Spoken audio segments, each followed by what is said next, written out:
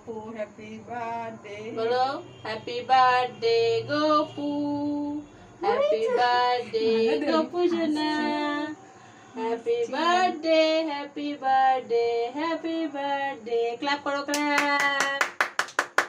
চলো হয়ে গেছে মা।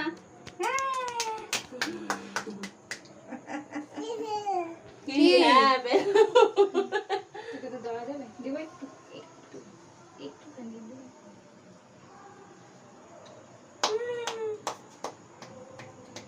তুলেছিস ভালো করে? গোপাল এই গোবিন্দ ভালো করে তুলেছিস তো?